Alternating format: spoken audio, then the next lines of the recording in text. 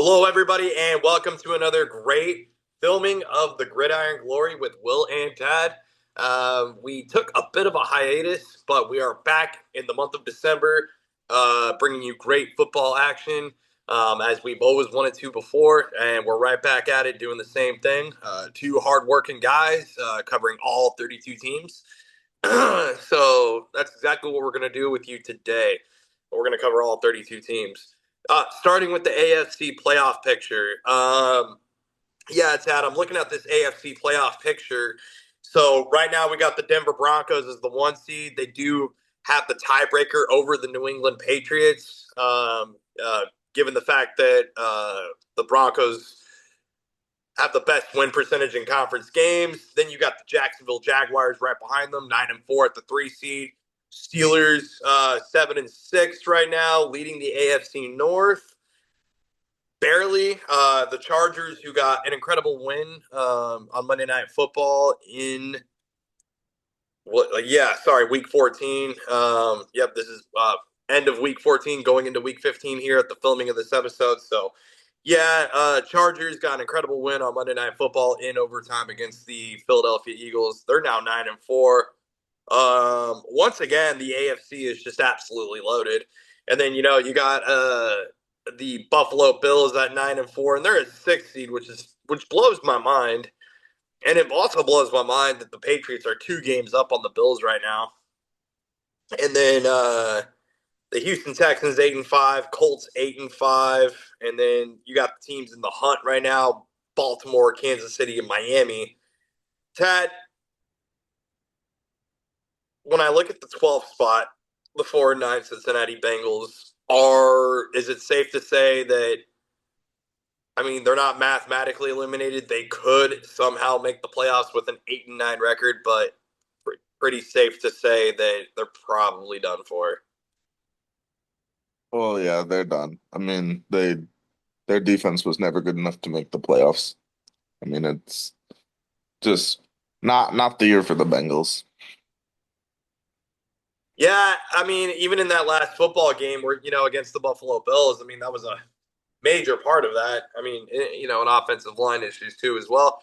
So, yeah, I mean, the Denver Broncos being the 1 seed, I mean, I know that I made some very interesting predictions about them in the season previews, but I definitely wasn't expecting the Broncos to be 11-2.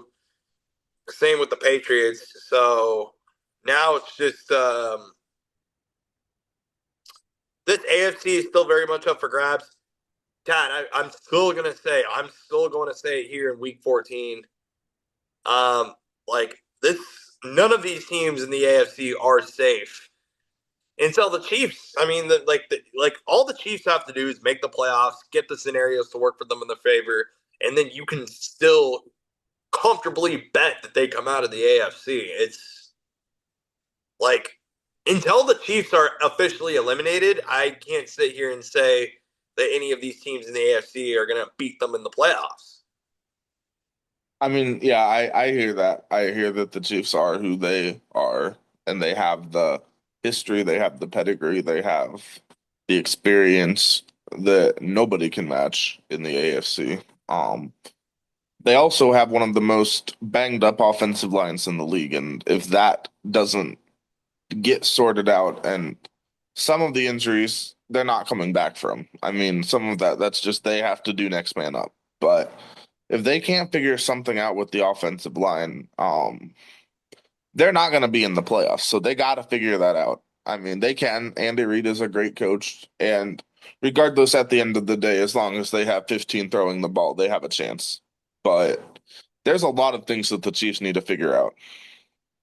Oh yeah, I mean, they still got to figure out if this is in fact like the team that they want, to maintain and keep moving forward. I mean, they have a lot of questions to answer, in the off season and everything like that as well.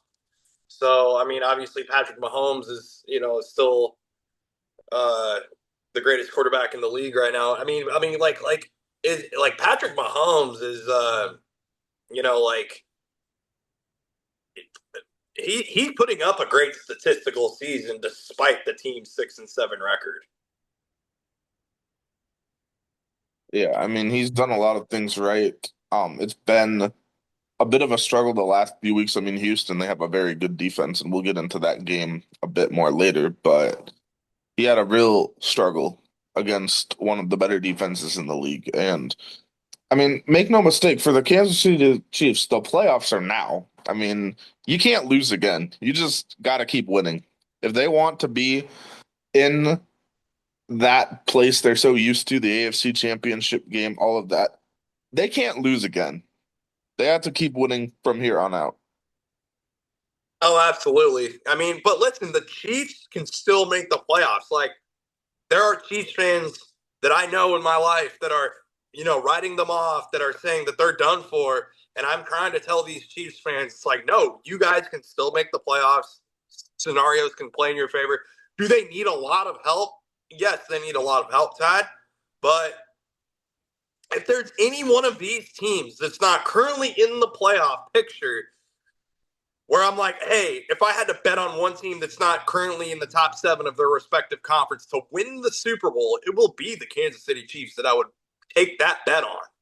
I'd say that number one would probably be the Chiefs, like you said, just because of the pedigree. But then I would also look at the team directly above them in the playoff standings, and that would be the equally 6-7 Baltimore Ravens, who find themselves just one game behind Pittsburgh. Of course, Pittsburgh got the head-to-head um last week, but there's still one more matchup. I wouldn't write off Baltimore just yet either. I mean, as long as you have Lamar Jackson, you have a chance.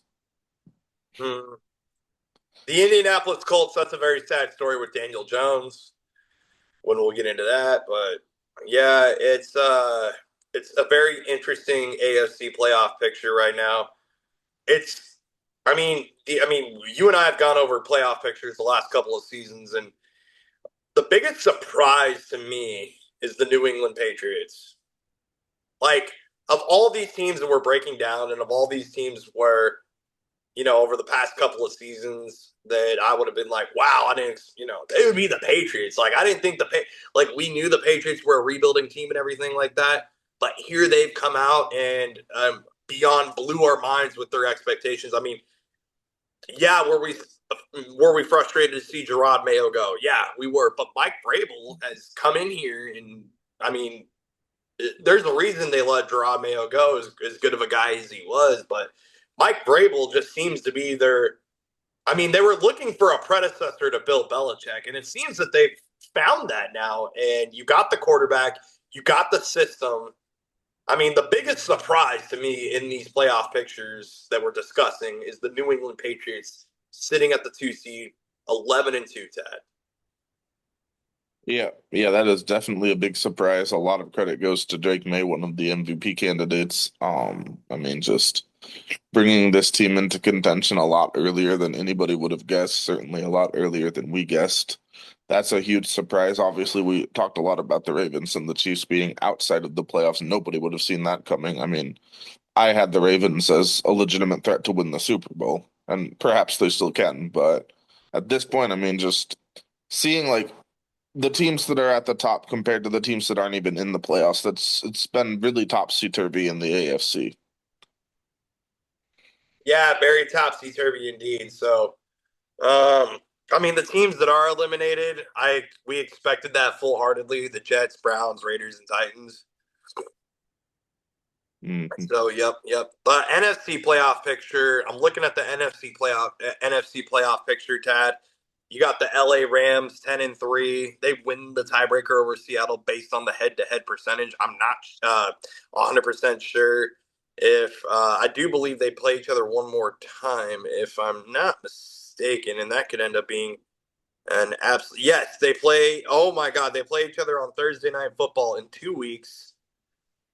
That is going to be an insanely that's going to be an incredible game that's going to honestly determine a lot. That could potentially be the NFC West Championship game on Thursday Night Football. I mean, that's going to be an insanely good game. Um, so yeah, 10-3, the LA Rams, but I mean, literally because of a tiebreaker with like The NFL to me is like unlike any. I mean, I don't know. The NFL is just so different compared to like all the other leagues because, or sports, because like you can have like a team like your 14-3 Vikings, yet they're the wild card. I mean, like a season ago, and it's just. I know that you and I have our disagreements on that, but it'll still just be one of those things that I don't full heartedly get on board with. I do think there needs to be some revision of some kind at some point, um, because you're going to have teams like Seattle, you're going to have teams like last year's Vikings that you had such an incredible season, and you shouldn't have to be road warriors because of it necessarily. And I mean, I get like the importance and the gravity of winning your division and like how big that is, but sometimes you are just in a very tough, condensed, and packed competitive division. And so I don't know. It's just there might need to be some criteria that gets revised on that. My personal take.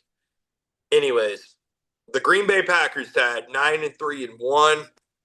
They're the 2 seed. They're the leaders of the NFC North. Tad, what is your take on the Green Bay Packers being 9-3-1 in the 2 seed in the National Football Conference right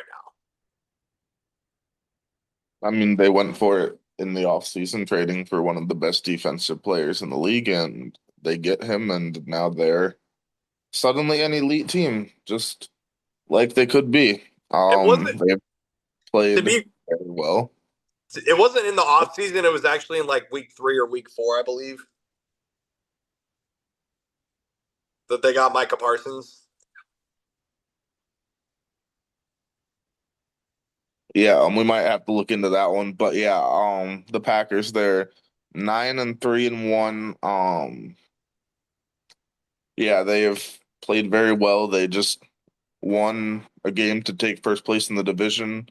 They they sweep Detroit. They beat Chicago the first time. They're undefeated in the division, just taking care of business. Now, I still think there's a lot of questions about this team and about can they beat like some of the other teams, but to this point they've done everything you could ask of them. I mean, they've played good football. They're starting to get a little healthier in the receiver room. They're getting Jaden Reed back. Um, which Yeah, is definitely something that's good to know, especially if you want to check your fantasy lineup and see if he's a guy that should be in there or not. Christian Watson is back, so the Packers, I mean, it's interesting to see how they're gonna do in the playoffs, but for now, I mean, they've been like the best team in the North this point through the year. I mean, pretty unquestionable at this point. I wasn't expecting it, and they got a huge game next week against the Denver Broncos. And I know Tad Dorsey, Minnesota Vikings fan, which is why I really wanted to ask him that last question. Uh, yeah, he will be co-rooting for my Broncos next week alongside with me. So that'll be very fun to see, and that's going to be a great game. The Eagles 8-5 at 3. And I mean, the Eagles are the defending champs, but still kind of like I don't know. They're a They weird look eight and like a five mess. team. They look Tampa like a mess. Tampa Bay, very weird team. They got off to a really hot start, but yet they're still leading their division, not by a lot. I mean, Carolina's By right there. 0 games, it's tied. They're tied in the division. I mean, and they only get the tiebreaker over Carolina based on win percentage in common games. So, that's a pretty down there. Like that's you had to go through several tiers of tiebreakers to figure that one out. So, um, crazy, crazy stuff. I'm very interested to see who comes out of the NFC North, and I know that you really want your boy Bryce Young to make the playoffs. The South, you mean? I meant the South. Yes, sorry, the NFC South. But even then, I'm still interested to see who's going to come out of the NFC North because Detroit's 1 game behind. I mean, like Detroit, like don't count the Lions out of the North either. I mean, the Lions can still win that thing. I mean, It'd be the tough. Bears too. Like, I mean, not a ton of football left, but especially if the Broncos beat the Packers next week. That gives those other two teams a leg up. So, I mean, the I Bears still play the Packers. The Bears could pass the Packers because they still play the Packers. The Lions have already been swept by the Packers. It's going to be really tough for the Lions to make up. I think they're going to need to make up basically two games. It's really weird because of that tie the Packers have, but it's going to be very difficult for Detroit to finish ahead of Green Bay. I think that's going to be a struggle. oh yeah, yeah, absolutely. But Carolina, like being right there and everything, like Carolina and even Chicago, even Detroit, San Francisco, they're the sixth seed. Yeah, 9-4, the San Francisco 49ers. Don't count them out of anything, especially who they got at their quarterback. I mean, anything is still possible in the great city of San Francisco. So, and then I really hate to say it, but like, I mean, even the Cowboys, like, do you think the Cowboys could still somehow make the playoffs? Or even your Vikings, who are not like, let's just start there. Your Vikings, Dad, they get a win 31-0 over the Commanders. They are not mathematically eliminated from these playoffs. I mean, I know it's just like that miracle scenario. You need like everything to go right, but it's I mean, let's just call a spade a spade. The Minnesota Vikings are not making the playoffs. I mean, that's readily apparent to anyone that watches the team and that knows. I mean, even if they went out, they would not be in the playoffs. I mean, I'll just say that right now. But with that being said, I mean, Dallas could. I mean, Dallas could sneak in. I mean, they're still alive. They're very much alive. Again, the tie makes things very weird. But at this point, they're basically, because of the tie, they need to gain two games on Philly to win the division at this point. Because again, it won't be tied because they have the tie. So they need to finish ahead of Philly. And I mean, with how Philly's playing right now, that's not entirely out of the question. Philly looks like a broken football team. Now, do I expect them to put it together? Yes, I do. But if they don't, the Cowboys need to put themselves in a position to have a chance. yeah. I mean, the Cowboys could still sneak in. I mean, that's kind of a weird division right there.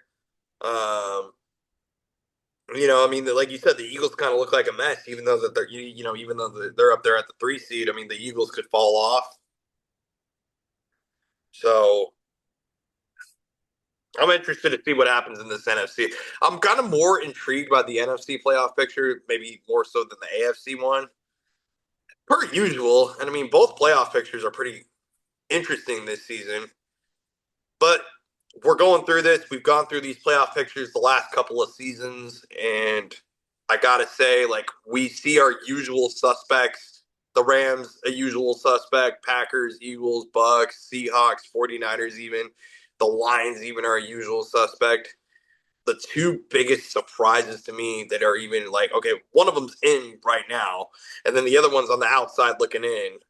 The Bears and the Panthers, two teams that we did not even think, like, we're in the month of December and we're talking about the Panthers and the Bears possibly being playoff football teams. Not something that we expected. We expected that probably more out of, like, say, the Vikings or the Falcons or I even mean, maybe the Cardinals. We did not I I would have personally, I would have expected the Panthers to be more competitive than the Cardinals. Maybe some other teams, maybe not, but I mean, I had the Panthers going 9-8 this year. I thought they would have a chance to compete. I didn't think they were going to be a playoff team. I thought they were going to be a competitive team. And it seems to this point they have been exactly that. So we'll see just how much they go. Um, the Bears have been a real surprise. I didn't think the Bears would be this good this fast. I did not see that one coming, but they played great. Again, the tough loss to the Packers really changed everything. They go from the one seed to the seven seed in 1 week. That's tough to see, but yeah, I mean, just a lot of intrigue in the NFC playoffs, and with like you said, it's nice to see some new blood in there competing. Oh yeah, absolutely. So, it's going to be very fun to see how this season concludes, this 2025 year. So, Yeah, there you have it. AFC playoff picture, NFC playoff picture. Yeah, let's start getting into some matchups from Week 14. And yeah, we were just talking about uh, the Dallas Cowboys and the Detroit Lions, and that's exactly where we'll start. The two, what we know to be the two Thanksgiving teams. You could call this arguably the Thanksgiving Bowl, if you will. I mean, even though it didn't take place on Thanksgiving, it took place immediately a week after Thanksgiving. Um, in the city of Detroit, yeah, Jahmyr Gibbs, he ran for 3 touchdowns in this game. Tad, this was a pretty competitive game. I mean, even when Ferguson got that 2 point conversion to cut it extremely close for the Dallas Cowboys. I mean, this was a game, where you kind of thought that they were, trying to make a comeback and everything like that. And then Detroit just, really, I mean, showed who they were at the end of that football game. But specifically, I mean, Jahmyr Gibbs and I mean, David Montgomery too. Like, listen, when it comes to this Detroit football team, I'm gonna go ahead and just say that this is the best backfield in the league. When you have two, like both of these guys are RB1s and they're in the same backfield. I mean, it's incredible. I mean, yeah, the 6 carries for 60 yards, a touchdown, and then Jahmyr Gibbs 12 carries for 43 yards with 3 touchdowns. So absolutely insane and incredible to see from these two guys. And where would you rank these two as a running back duo in the NFL? I mean, yeah, like you said, they're very arguably the best in the league. I mean, they have carried this team. I mean, well, not just them. I mean, there's a lot of players carrying this team, but they've done a lot of good, and they're the reason Detroit is active in the playoff hunt still. I mean, the way Gibbs plays and Montgomery is a great complement. They complement each other very well in the run game. Oh, absolutely. I mean, they're both just so incredible. So incredible to see. I can never get like personally enough of them. When it comes down to it, like I just like especially with Jahmyr Gibbs. Like Jahmyr Gibbs to me, like I feel like Jahmyr is like who would you rank above the other? Like who would you say if you okay between the two, like 1, 2, you have to rank them 1, 2. What are you doing? I I personally mean, would say that Gibbs is a little bit better than Montgomery, but they're both still really good. it's quite clear that Gibbs is the number one. I mean, he's the lead back. I mean, that's really, in my opinion, that's not really even much of a debate. I think Gibbs is just clearly ahead. He's one of the best running backs in the league. Yeah, for sure. Yeah, no question about it. Um, yeah, Jamison Williams. Yeah, 7 catches for 96 yards. Amon-Ra St. Brown, 6 catches for 92 yards. Isaac Teaslaw, our boy Isaac Teaslaw, he got 2 catches for 20 yards. So, And a you know, touchdown. and a touchdown. Yep. Shout out to the offensive line for Detroit. Only this Penei Sewell led offensive line, only allowing the sack. Um, but Tad, I mean, I mentioned going into this game that Dallas was going to need to make big explosive plays down the field.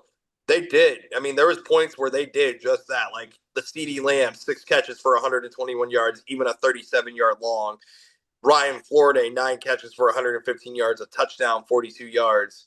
I mean, Dak was going out there and, like making the throws and everything. Obviously, the 5 sacks did him no favors. The 2 interceptions did him no favors in this game. But it just seems to me like time and time again, and it's almost like if Dallas just had like one more elite defensive player, I mean, maybe you Hmm. don't give up 44 points in this primetime football game to another like prime NFC team. If you maybe just had like one more elite defensive player on your roster on that side, you might have that issue resolved a little bit better. But because you don't necessarily, Dak Prescott's having to come out here and wear the cape so many times. Hmm. Yeah, I mean, after like midway through the second quarter, the Detroit drives went touchdown, field goal, touchdown, missed a field goal, touchdown, touchdown. I mean, that's not the defense doing a whole lot of anything. I mean, they just couldn't stop anyone. Dallas's offense was under so much pressure to do whatever they could just to try to keep the game remotely close. And I mean, to their credit, they tried in the second half. I mean, they after the interception Dallas threw on the first play of the half, I mean, they competed well. I mean, they got back in the game. They made it a 3-point game, but then their defense just couldn't stop anyone, giving up touchdowns the next two drives. I mean, you just, like you said, they need a marquee player on defense. And I mean, I don't know where you get players like that or what you do to keep players like that, but that's got to be priority number one for Jerry Jones in the offseason. Get a prime defensive impact player.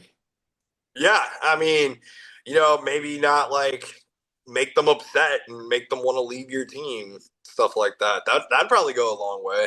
Um, so yeah, there you have it. Detroit wins 44-30. Dallas 6-1. Detroit 8-5. We already talked about the playoff scenarios for everything. So, um, now talking real quick about fantasy between Jared Goff and Dak Prescott, which quarterback amongst in terms of fantasy purely would you rank higher than the other? And would you make a trade for either one of these? Would you, if you had one player or the other, would you trade this one quarterback for the other necessarily in terms of fantasy? I mean, in general, I would probably rather have Dak, but there's good debates either way.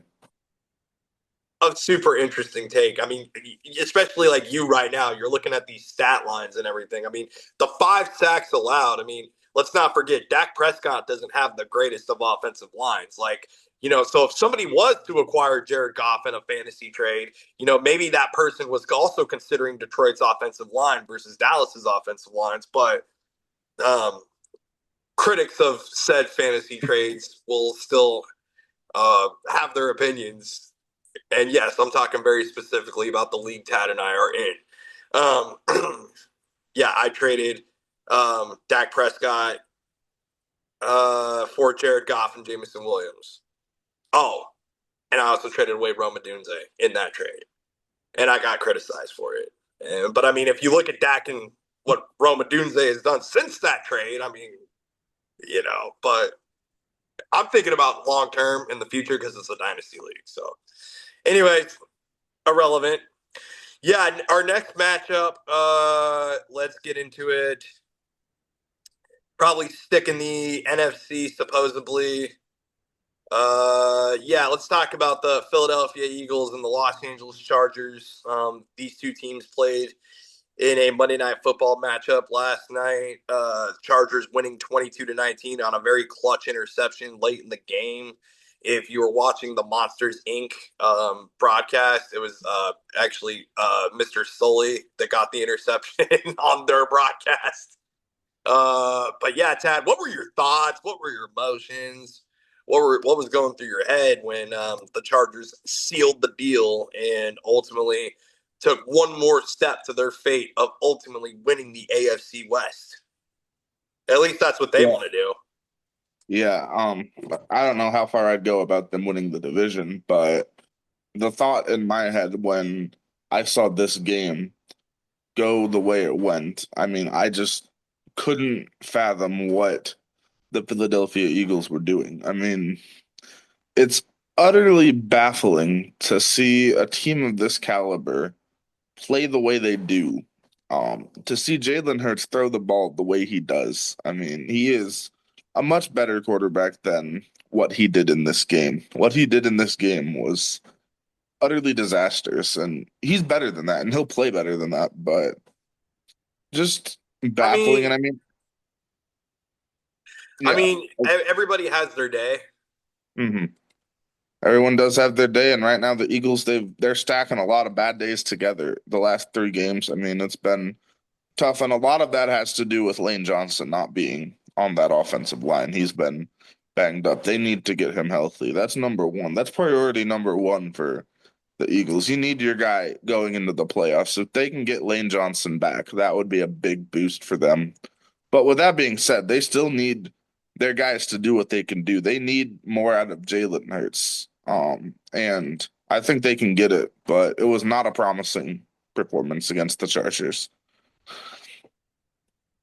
Yeah, yeah, it definitely was. Definitely wasn't. But I am still, very impressed, in the fact, in the sense of, how, like, despite Jalen Hurts throwing no touchdowns and four interceptions, like, you still have this amazing running back, Saquon Barkley, 20 catches for 122 yards and a touchdown. You still have this amazing receiver, AJ Brown, 6 carries for 100 yards. You even have this amazing tight end, Dallas Goedert, 8 catches for 78 yards. I know that you're talking about the four interceptions for Jalen, and and it doesn't all look like it doesn't look like a pretty stat line whatsoever. But yet, the fact that they were able, despite the four interceptions, to take the Chargers on the road into overtime the way they did, I got to give it to them. And I mean, let's not go without mentioning their kicker Adoree Jackson as well. Or I'm sorry, not Adoree. He's the one that got the inter. Did I really just say that? Jake Elliott. Yeah, for yeah, folks. Adoree Jackson, the kicker, just happened right now here on the Gridiron Glory. You heard it. Yeah, Jake Elliott though, 4 of 5, 80 percent of his field goals. He even hit 54 yards. I mean, he scored 13 points for the team, which was the majority of their points. So they don't win this, even take this game to overtime without Jake Elliott, who is a very underrated kicker and needs to be talked about a lot more in this league.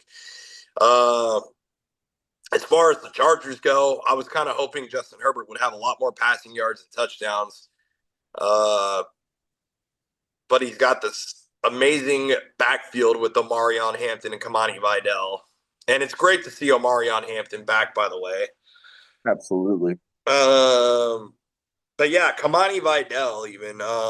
First of all, where would you rank Kamani Vidal amongst fantasy players? And yes, and if you were to bid for Kamani Vidal, like in a league that bids, what's the maximum amount of dollars that you would bid on him? Um, Personally, I would not spend a large amount on Kamani Vidal. I mean, he is not like, I mean, maybe for like a short term, but like if you're thinking long term prospects, I mean, he's going to be behind Hampton. I mean, Hampton's the guy, he's their future. So I don't know, maybe he finds a new home somewhere else, but Vidal is just going to be like a reserve running back. And I mean, he does a lot of things good. I'm not trying to like talk down on him. Like he's a phenomenal player in his own right, but the feature back is Omarion Hampton, and like you said, it's great to see him healthy again. He missed a lot of time, and I mean, it's just been a big struggle for this running back room to stay healthy with Hampton's injury. Obviously, Najee Harris out for the year, so it's just nice to see them getting some guys back. Oh yeah, absolutely. So the Chargers, I mean, they're a team that's, I mean, like they're trying to win this division still. They're trying to win that division. They're trying to win, the AFC West. They got playoff aspirations, Super Bowl. I mean, they got Super Bowl aspirations. They really, really do. Hmm. And I mean, I said it, and Harbaugh just wins. He finds ways to win. He did it again. I mean, you get sacked 7 times. Like, can we just talk about the atrocious offensive line play by the Chargers, and they still won this game? Does that not speak just volumes to Justin Herbert's talent? Because Justin Hmm. Herbert had an ugly stat line, yet they win this He ran football the ball game. well. He did run the ball well. So, I mean, Herbert, I mean, it was a weird game for Herbert. Like you said, he had a real hard time connecting with any of his targets because mainly of the offensive line, which I will say they're without three of their best players. So, I mean, I mean, next man up. You got to be next man up, and you go with who you have, and they need to step up. But not having guys like Rashawn Slater, Joe Alt, that's really painful to see. I mean, they had a really good plan in the offseason. They built up their offensive line, and they're not seeing it out to fruition because of some unfortunate injuries. That's really unfortunate to see for everyone. Yes, and shout out to the defense who did come up with some clutch interceptions. Cam Hart, Deshaun Hand, Dante Jackson, Tony Jefferson. James So Sullivan. Yep, of course. That's right. Yes, ultimately him. So shout out to the Chargers defense too that was able to get some big time clutch moments and clutch plays. So yeah, they beat the Philadelphia Eagles 22-19. Uh, let's move on to their LA counterpart in the NFC, the Rams, 45-17. They get the victory on Sunday over the Arizona Cardinals. Tad, we look at the LA Rams, and I mean, so far right now, a lot of people are saying like, it could be the Rams versus the Broncos in the Super Bowl, things like that. I mean, Rams versus Patriots, even people are discussing that. My first question is, where do you rank Jacoby Brissett amongst purely from a fantasy perspective? Where do you rank Jacoby Brissett amongst fantasy quarterbacks? Because I mean, listen, we'll get into the matchup itself really, first. We'll get into the matchup in a second. But first, Jacoby Brissett, 25 of 44, 2 touchdowns and 1 interception. In fantasy, a lot of fantasy leagues, he did outscore Jared Goff once again for the third straight week in a row in terms of fantasy. So, yeah, Tad, with that being said, what's your take on Jacoby Brissett as a fantasy quarterback? Jacoby Brissett, like you said, he can be useful for like mainly the garbage time statistics. So he can put up some interesting stats, but in my opinion, he's a fairly risky start. Um, Most of the I would probably not be one to consider starting him over Jared Goff very often. Um, Especially if you made a big trade to get Jared Goff. But um, as a side note there, I'd say Jacoby Brissett. I mean, he's been fairly fun to watch. I mean, he's the guy that he's gonna put up big stats even if his team doesn't really have much of a chance to win. So I don't know. I mean, he's trying to reinvent his career at this point, so we'll see. I think he's long term, I think he's going to be a fairly mid-tier fantasy prospect at this point. Do you think he's worth keeping around from a dynasty perspective? Maybe as like a flyer, but he's not somebody I'd build my team around. No, but I'm just saying, you know, he's going to be out the rest of this season. So, like, fantasy playoff players that are in their playoffs that probably have him on the roster are probably like going, woo. But outside of that, it's like, if you're in a dynasty league like we are, like, do you think he's worth like keeping around? Like I said, I think he's someone to like maybe keep a flyer on and to like see where he goes, what he does next, which team he's going to end up on ultimately, assuming the Cardinals don't stick with him in the short-term future. It'd be interesting to see. Well, let's just. I mean, this was a horrible game for the Cardinals, but let's just cover the positives Yeah. real quick. The Michael Wilson touchdown. I mean, that got the Cardinals up 7-0. That was pretty damn good. And then Michael Wilson got another touchdown. Yeah, Tad, where do you rank Michael Wilson amongst receivers in the league? Yeah, I mean, I've seen some stats thrown out there that since Marvin Harrison was out, he's been one of the most productive wide receivers in the league, which is fairly astonishing. But I mean, he's done it. I mean, credit to him, he's turned himself into a very solid player. Um, and I mean, some of the stats are with the game well out of reach, like I mentioned with Brissett, but still, Wilson goes out there and he competes at the highest level. And I mean, some credit there, credit to him, credit to Trey McBride, 5 catches for 58 yards. He had a really fascinating quote that I want to get into a little bit. Talking about how some people were asking him, like, considering your team is basically eliminated from the playoffs, like, why do you still play? How do you see like it fit to like play out a season? And he just was talking all about like just how much it means to play football at the highest level and how he wouldn't even consider like sitting out games like this just because of the importance of the game and like the beauty of being able to compete against the best players in the world. And I just thought that was a really important quote to consider. Yeah, I mean, yeah, to play on an NFL football field is an honor and a privilege. I mean, to even sit here and talk about like the highest level of football, like you and me, the way we're doing is, a very, it's very much an honor and a privilege, to do that. So, yeah, we're sitting here, we're talking about the 3-10 Cardinals, but we're also sitting here and talking about like Jacoby Brissett from a fantasy perspective, this and that. We're talking about Michael Carter. We're talking about Michael Wilson. We're talking about Trey. Like we're like, yeah, they're 3-10 and they lost 45-17, but like we're still on this very podcast, like talking about them, So that's what I'm saying is like even like we cover all 32 teams. That's what we do, and all 32 of these teams are professional teams at the highest level. So that's a privilege within itself just to be talking about it. Let alone this guy playing playing this game despite the record. So more than just a game. A lot of people are so quick to say it's just a game. It's way more than just a game. So football is a lifestyle. Um, yeah, Tad. So they got beaten up pretty damn bad. But listen, the Rams. I mean, yeah, the 1 seed. They got a huge matchup in 2 weeks against the Seahawks. Huge, huge, huge, huge.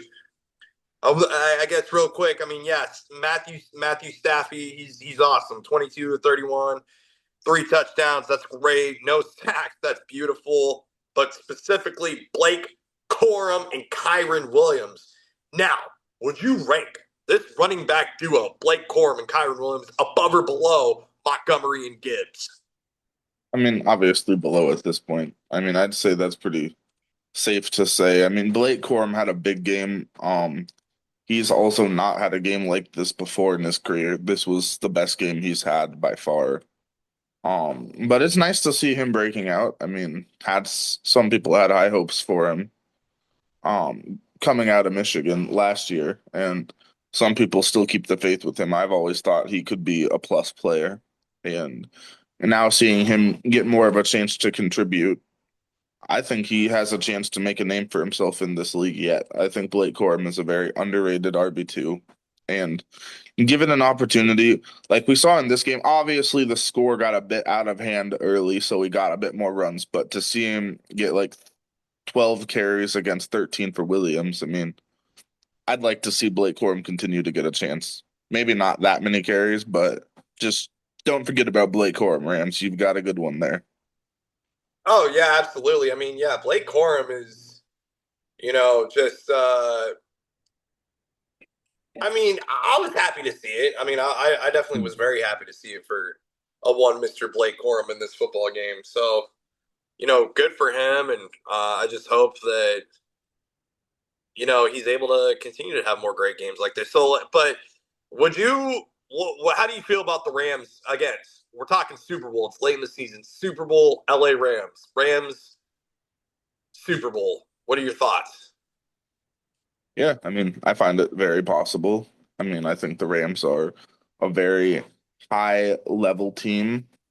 Um, I had them losing in the divisional round in the preseason, and to this point, I mean, they've looked better than the two teams I've had picked into the championship game, that being the Lions and the Eagles. But I think the Rams, I mean, it's not going to be no walk in the park, but they have all the makings of a Super Bowl team. They have a very good front seven, a very solid offensive line, a quarterback that knows how to play the game of football.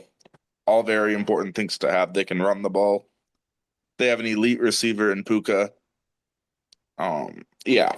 I mean, maybe the secondary is the one concern, but other than that, I think the Rams have a very good chance to be a legitimate Super Bowl contender. Yeah, I mean, Puka Nakua, fantasy owners of Puka Nakua, I mean, who have like literally like almost been carried to a 1 seed in some leagues by just Puka Nakua's greatness. Yeah, 7 catches for 167 yards, 2 touchdowns, easily a top 3 fantasy player this season, in my opinion. He's been incredible, yeah. So yeah, Rams win 45-17. They're doing great. They're doing great absolute things. You know who else is doing great absolute things in their very same division? The Seattle Seahawks, Tad. They win 37-9 over your boy Kirk Cousins. And yeah, what was your thoughts? What was your emotions when that touchdown got robbed from Kirk Cousins? Yeah, it was a very interesting moment there. I mean, just very interesting game. The Falcons, they've struggled all year. They've certainly struggled, and the Seahawks have just, to me, the Seahawks are one of the surprising teams in the NFC. I didn't mention that during the playoff discussion, but yeah, I was very much surprised to see how well they're doing. I had them not nearly this good, so we'll see. But I mean, they have a lot of good things going. Sam Darnold plays professional level quarterback play. They run the ball well. Um, Also, just like the Rams, they have a very elite level receiver that may have carried a fantasy team to a division championship, and a guy like Jackson Smith and a Jigba 7 for 92, 2 touchdowns. Man, he's an incredible player to watch week in and week out. So you love to see that. And I mean, the Seahawks, they're, like I said, a very surprising team this year, but in all actuality, I mean, they really shouldn't be. They really have a lot of things going for them. Right? Yeah, no, they. I think they're an incredible team. Yeah, Zach Charbonnet with 7 carries for 46 yards. Cooper Cup. I mean, even Cooper Cup with that touchdown, it's just nice to see. Like Cooper Mhm. Cup is definitely kind of like over the hill in a sense. I kind of feel like, but even Oh then, yeah. he's doing great things. Um, Drew Lock does get a fumble in this game, sadly. Who he also had 1 carry. So Drew Lock comes into the game and he fumbles. Sadly, I like Ernest Jones the fourth. I think he's a great, incredible talent. I mean, he got that interception. Same with Nick Amanawari. I mean, huge interception there as well. Rashid Shaheed, yeah, Tad, where do you rank Rashid Shaheed amongst kick returners in the league? 148 kick return yards, including a 100-yard touchdown kickoff return, a kickoff return for a touchdown. Yeah, Yeah. I personally have Rashid Shaheed when I came out with my receiver rankings. Uh, a couple of weeks ago, back in week 11, I made a receiver ranking chart. I had Rashid Shaheed just making my top 32 for multiple reasons, including this being one of them. Yeah, very interesting take there. It was the longest touchdown this year so far by any player. You definitely love to see that. And they did bring him on to be the guy that could make a spark play like that, and he did exactly that in the kick return game.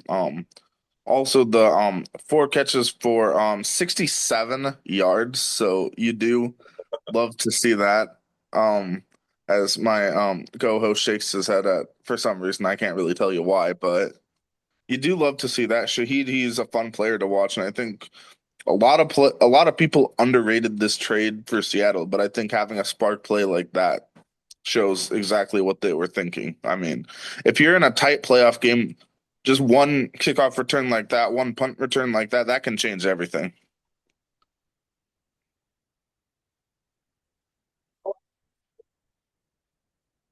Yeah, absolutely. I mean, Rashid Shaheed is. I mean, he's incredible. He's a dynamic talent. He's a dynamic force. Um, I mean, he was incredible with the Saints. So, I mean, I'm very excited to see what he can continue to do for the Seattle Seahawks team. And yeah, and again, Super Bowl, Seattle Super Bowl. I mean, I'm liking it. I mean, I think they can do it. I think, yeah, I would love to see a rematch of the Seahawks and the Broncos in the Super Bowl. Me personally. Yeah, it'd definitely be interesting. I think the one thing they need to work on if they want to get into that tier would be they need their offensive line to be a little better. I know they've done a good job against some teams keeping him clean, but against like the best of the front sevens, I think they're going to need their offensive line to step up and play at another level. That's the one thing I'd say could hold them back. Oh yeah, absolutely, without a doubt. So Seattle doing incredible things. Atlanta 4-9. I mean, they lost their starting quarterback, and I mean they got Kirk Cousins filling in as the backup role right now. Um, 2 interceptions there. Bijan Robinson always doing Bijan Robinson things. I mean, this is the Falcons are kind of on to next year already. So, Mhm. um, And and really like the worst part for the Falcons is they don't even control their own draft pick, their own first round draft pick next year. They traded their first round draft pick to the LA Rams. So I mean the Rams, here they are like they're sitting 10-3 atop their division, and they're potentially going to be getting a top 10 draft pick as well. So some really questionable moves there by Atlanta. yep. Yeah, and they wanted to contend for the NFC South, but not looking like Mm. it's going to happen. But the Saints still trying to make their case to win the NFC South. I'm kidding. But no, they go on the road and beat their division rivals 24-20.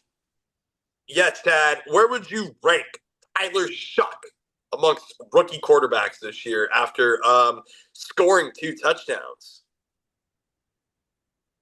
Yeah, I mean, probably the biggest win out of any rookie quarterback to this point this year. I mean, you got your rival on the road. They're fighting to win their division. Um, and he comes out and I mean, he has a game where he gets 2 rushing touchdowns, makes some big plays. I mean, I'm liking what I see from the Saints on some games. I mean, they listen, we know what the Saints are. They're not the most talented roster and they're not going to compete every week, but I they could mean, bottle you it. And we've you seen them. I was going to say you and me predicted the Saints to finish with the worst record in the league.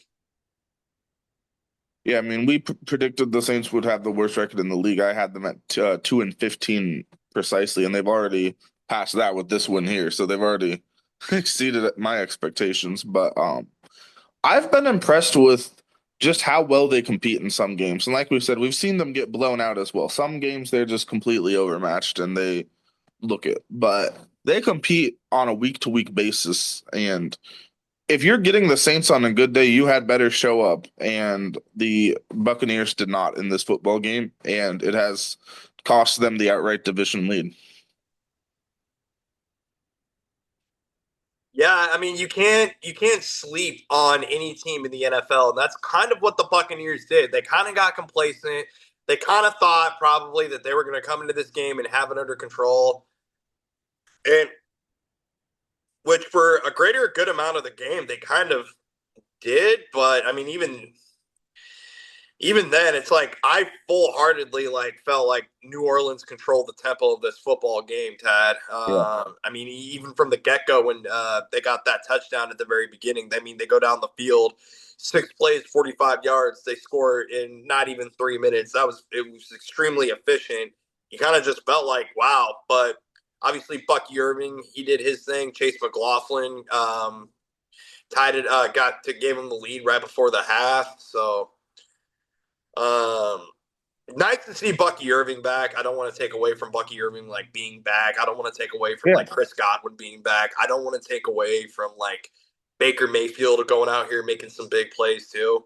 Like I don't want to sit here and just like crap on the Buccaneers, but Tampa, you at the same time slept on a divisional opponent. You didn't, you thought you had this game under wraps, and I mean, the NFL is the NFL, and any given Sunday, anything can happen. So hopefully, the Buccaneers, like, see, it's almost like I feel like this was a blessing for the Buccaneers to get this loss because now, this was exactly the kind of win that they needed or kind of loss that they needed to.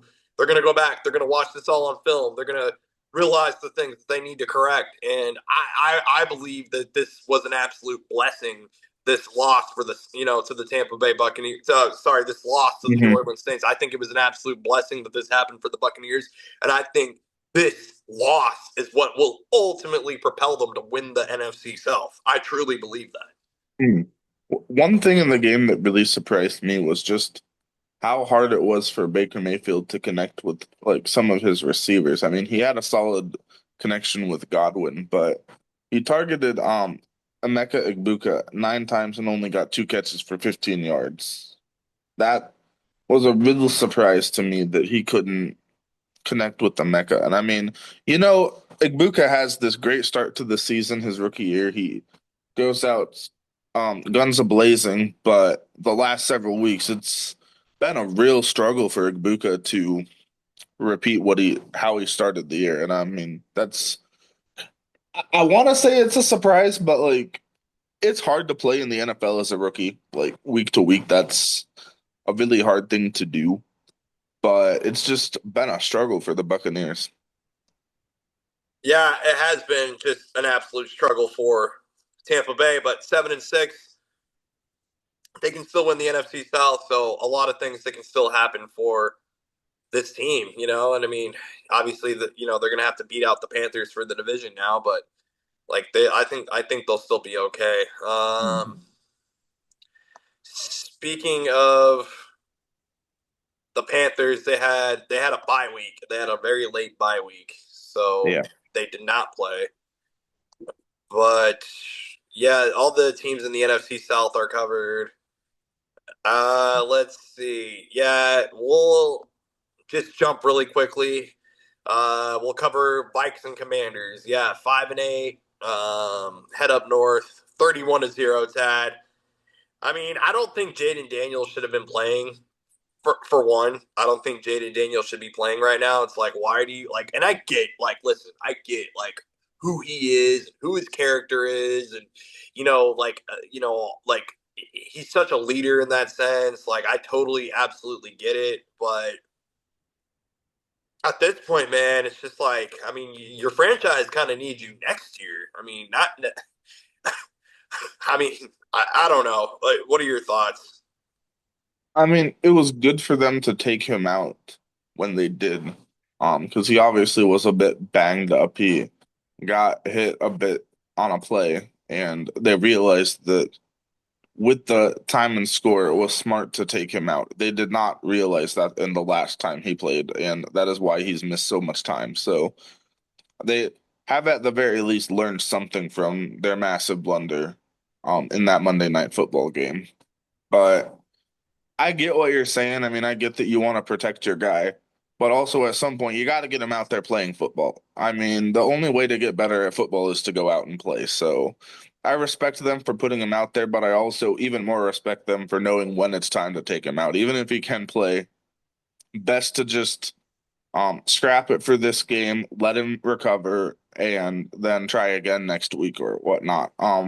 Because it was clear that nothing was working for the Commanders on offense. They could move the ball a little bit and then it just crumbled apart. So and you definitely you don't want to see these injuries. I mean, Daniels got hurt, and then of course the big injury was Zach Ertz, who's now going to be out for the season, and you certainly don't like to see that. I mean, Yeah, you and don't like to this see that for the best tight end in the NFC East.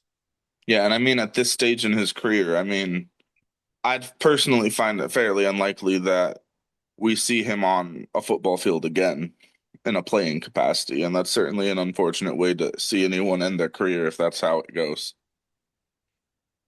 Oh yeah, absolutely. Yeah, it's just an absolutely devastating injury to Zach Ertz. It's heartbreaking. I mean, this Commanders squad, this Washington team had such a breakout season last year, and we're talking about Dan Quinn being a genius, and we're talking about how they were just going to make this a sudden turnaround, and now you got just the complete opposite of that. So I think Washington can still be a good team. I mean, this is just a season to forget. This is definitely a season to forget for the Commanders. Oh yeah, without a doubt, a season to forget. And now like all they can do is like just look forward to trying to build for next year's. Get everyone healthy and just see how it goes.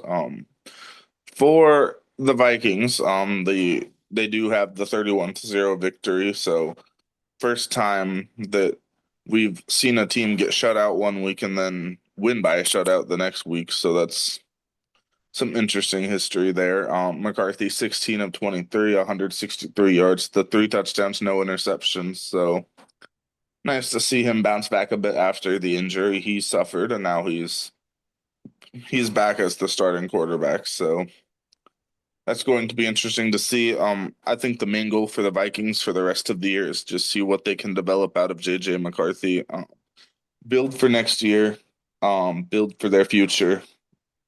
They are certainly not having the year they were hoping for as well. Right. So what they can do is just see what they have. I think to this point in the season, the most unfortunate part is that they don't really know what they have in JJ McCarthy yet, just because they have not seen him play enough games to really get the full picture. So that's why these last four games are particularly important for McCarthy to make a statement to continue to prove he can be an NFL caliber quarterback. Some people have questions. Some people see JJ McCarthy as a big problem and that the Vikings need to like look elsewhere and that the Vikings need to figure out what to do at quarterback. And I mean, certainly there's some questions. I mean, I certainly agree that the Vikings need to like consider options, but I think the main option and the first option that the Vikings are going to do is going to be to continue to give JJ McCarthy, the guy that they drafted, every chance in the world to prove that he can be the guy. And I mean, at some point, like, you just got to stay healthy. That's the number one thing for him. But at some point, he's just got to go out there and show that he can be the guy. Yeah, absolutely. I mean, I think JJ McCarthy can be the guy. He might still need some more time, but I mean, at this point, I mean, yeah, you're right. If you're the Vikings, just focus on developing him because you're already on to next season, unfortunately. And I mean, a lot of these games are very much just going to be for developmental purposes. Real quick, Andrew Van Ginkel had an incredible play. Where do you rank Andrew Van Ginkel, the Gink, amongst linebackers in the NFL? I mean, I think he's one of the more underrated linebackers in the league. I mean, looking at the Vikings defense with Andrew Van Ginkel as opposed to without him, I mean, it's like a night and day difference. We saw how the Vikings looked early in the season on defense with him injured, and I mean, it was utterly disastrous. I mean, really just no other way to put it. Their run defense without Van Ginkel was just it was painful to watch as a Vikings fan. But with him back, I mean, they at the very least they compete on every play. So certainly you love to see that out of Van Ginkel. I think he is a very much underrated linebacker in the league. I'd say top 10 without question, in my opinion. A lot of respect for him. I mean, the Vikings defense certainly had one of their best games of the year. Love to see him get that interception. You'd love to see Harrison Smith get an interception in my in one of his like final games of his career in all likelihood. I mean that for very well could have been the last interception he's ever gotten in his career. So just you gotta like savor every moment when you got a Hall of Fame talent like that, especially like when he's a lifer, only played for one team in his whole career. So that's something like special to watch. Oh yeah, for sure. Yeah, playing for one team in your whole career, a rarity in today's sports. So very respectable for sure. Um, so big win for your Minnesota Vikings, Tad. Absolutely, who win 30-0 over the 3-10 Commanders. Sadly. Yeah, sticking into the NFC North, the most historic rivalry in the NFL. I mean, these two teams, I mean, both have winning records.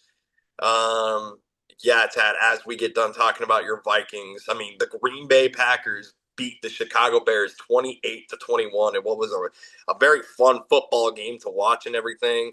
I mean, this game came down to the very, to the very end. I mean, obviously, Kayshawn Nixon got the game sealing interception.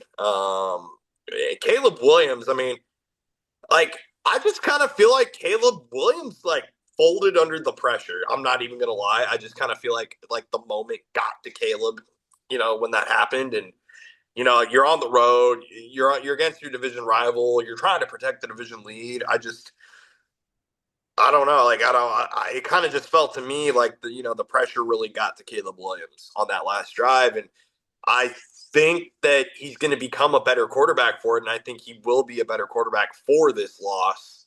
Mhm. But just ultimate. I feel like that interception at the end. I mean, because outside of that, I mean, DeAndre Swift, Kyle Mundungai.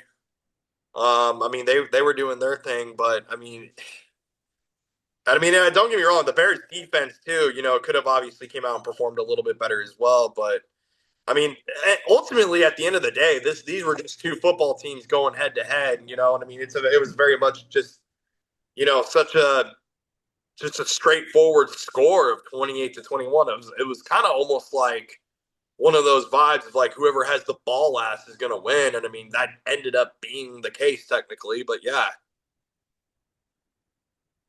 Yeah, I mean, I thought Caleb Williams did show a lot of poise like late in this game, honestly. I mean, he did lead that drive to tie the game. Then the defense that give up the touchdown, he gets them down the field again. Obviously, like you said, the interception, that is how the game ended. And it was a very much unfortunate ending for Caleb Williams. But I thought he showed a lot of growth. I thought he showed a lot of poise as he has for the majority of this season. I mean, he's been, for the most part, a very clutch quarterback this year. I mean, like you said, the Packers, they're the team that made the play at the end to win the game, and that's ultimately what matters. But I think all in all, like, I mean, Caleb Williams is not a perfect quarterback, and there's a lot of things like that you can look at and that you can like pick apart. Like, he could do this better, he could make that throw a little better, he could read a little better. But all in all, I mean, as the number one overall pick in the draft last year, I mean, there's been ups and downs, but I think he's getting to a place where he's showing why he was drafted where he was. I mean, there's a lot of things to like about Caleb Williams. I mean, his athleticism, his escapability. Like, he's a very hard quarterback to sack. I mean, only giving up one sack against this defensive front seven is quite remarkable. And I mean, some of that's the offensive line, and honestly, some of that is just innate ability by Caleb Williams to get away. I mean, and I think that's a real skill to have. Yeah, no, it is. I mean, it absolutely is. His mobility is insane. I mean, I'm also a big fan of Colston Loveland. I mean, who has pretty much come in here and like step, kind of like I mean, Cole Kmet used to be the guy, but now it's like Mhm. Colston Loveland, who the 4 catches, 29 yards for a touchdown. So shout out to Colston Loveland as well. I mean, and CJ Gardner Johnson getting a big time interception on the defensive side of the ball too. I think CJ Gardner Johnson's an incredible player. And shout out to Tory Taylor. 2 punts inside the 20-yard line. Yeah. Out of Iowa. Yeah, but Yeah. no, the Packers win 28-21.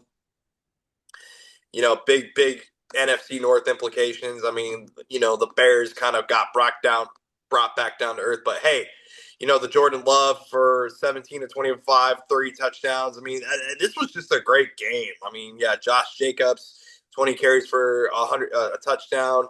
Jaden Reed was back in this football game as well. A lot of fantasy owners may have had him on the injured reserve list for quite a bit of the season.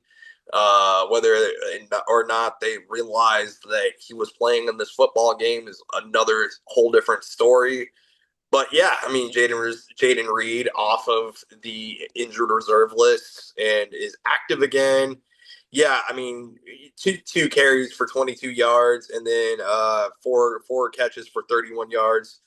So yeah, some fantasy players may or may not have gotten Jaden Reed for Jaden Reed, Tyler Algier, and the first overall draft pick in our league, which ended up being Ashton Genty. So yeah, you trade away Ashton Genty and you get Jaden Reed, Tyler Algier, and And Joe Burrow. and Joe Burrow. So it was a pretty nifty trade that you and I had there. And I mean, I don't mind Jaden Reed. I mean, Jaden Reed is. I mean, I don't know. I do you feel like he's the best receiver on this roster? Honestly, at this point, I don't really think anybody knows. I mean, to me, this has been, and we've harped on this a lot in the show. This has been my question throughout the year. Like, who's gonna step up and be the number one guy? Obviously, it's a bit slanted against Reed with how he's been out for the entire year. So to this point, I mean, I think you could make a case for a lot of different guys. I mean, Christian Watson's been great since his recovery. He's 4 catches, 89 yards, 2 touchdowns.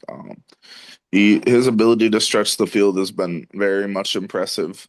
Jaden Reed is just getting his feet wet coming back. It's been a real down year to this point for Matthew Golden, the rookie, which comes as a real surprise to me. I know he's had some injury concerns throughout the year, but I really expected to see quite a lot more out of Matthew Golden, and we just haven't seen that. Only 1 target, no catches in this game. I mean, I'd like to see a strong close to the year for Matthew Golden. Yeah, for sure. Um, so really good game. Packers do win 28-21. We'll keep it in the NFC. And yeah, we did Seattle and Atlanta. We did Washington, Minnesota, New Orleans, Tampa Bay, Dallas, Detroit. We did all those.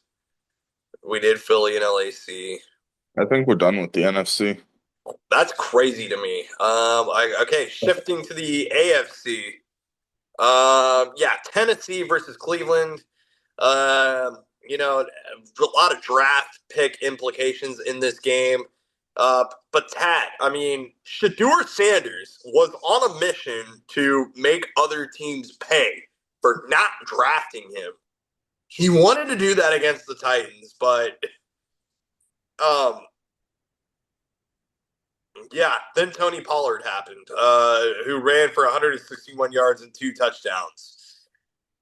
Now, fantasy owners of Tony Pollard, like myself, have been very disappointed with his performance and have thought that his performance has been very, at best, mid all season long. But then you go out and get the Tony Pollard that you kind of expected. And, like, where does this come from, Tad? I mean, like, Cam Ward gets his second win in the NFL. I mean, like I respect it. I respect it. You got the two rookie quarterbacks going at it, and like Cam Ward, obviously he gets drafted number 1 overall. I mean, and then we had that whole hot debate about Shador Sanders and how he should have been right there with Cam Ward. Yeah, he throws one more touchdown in this game, but Cam Ward was like, I am not gonna let this dude Shador Sanders come in here and outwork me, the number 1 overall draft pick. And I just respected the crap out of this win that the Titans were able to get. And obviously, very devastating, of course, when the Browns weren't able to, get that 2 point conversion. But With Shador off the field, what, with Shador off the field for the 2 point conversion, a very hotly yes, contested call by Stefanski there. I know a lot of I mean, people a are lot of people want to up in claim arms about Stefanski to that. be a Shador Sanders hater, but Shador is going to start the remainder of the season. So, Mhm. Yeah. Just a really interesting dynamic there. I mean, I certainly don't think he's like as much of a hater. I don't buy into that narrative, but it was certainly a questionable choice to have Shador off the field for the biggest play of the game with the game he's had. This was by far the best game of his career, 23 of 42, 364, 3 touchdowns, the 1 pick. I mean, so that was some really questionable coaching. I mean, you want to give your guy like a chance to shine in the biggest moment. And I feel like that was kind of taken away. So really interesting there. And then it certainly didn't help that your players really didn't know how to execute that play. And I think that is a direct reflection of the coaching that they were not prepared for that play.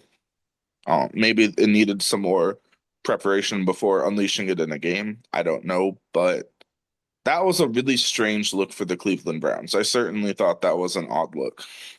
yeah, and I mean, you know, and it didn't like I don't know. And it was a very fun game to watch. Like how close it was, how back and forth it Mhm. was. It was snowing. I mean, Shador was going out there and like nobody wants to like. Not enough people talk about like Shador's like he can just like he has a great ability to like escape out of the pocket quite a bit. I mean, you want to talk about like mobility, like Shador can like he can use his legs, if he needs to. So, but listen, all things aside for a second, Myles Garrett gets a sack in this game. He's now 3 sacks away from getting the NFL sack record. Where do you rank Myles Garrett amongst sack leaders all time in NFL history. I mean, he's going to be the runaway player for Defensive Player of the Year. He's having a historically great season. Just incredible what he does year in, year out. Like, he's going to be up there on the sack list pretty much every year where he's healthy. I mean, it's just phenomenal, like how he has been like the face of this defense for his entire career. He has certainly been one of the most disruptive players in NFL history. I mean, I'd say like in like the modern NFL that I've watched for the past several years, I mean the only two that are even close to his impact out of the defensive line would be Aaron Donald and JJ Watt. Like nobody else even is in the same conversation. Yes, I love Miles Garrett. He's an incredible, fantastic talent. Real quick, you know, there was a man in this game that scored a touchdown for his team that ultimately helped them win, and that was Shamire DK. 5 catches for 24 yards and a touchdown. He also did get a -2 on punt returns, 41 yards in the kick return game. A very quiet game in the special teams department, but ultimately, Tad, where do you rank Shamire DK amongst all-purpose yard leaders in the NFL this season?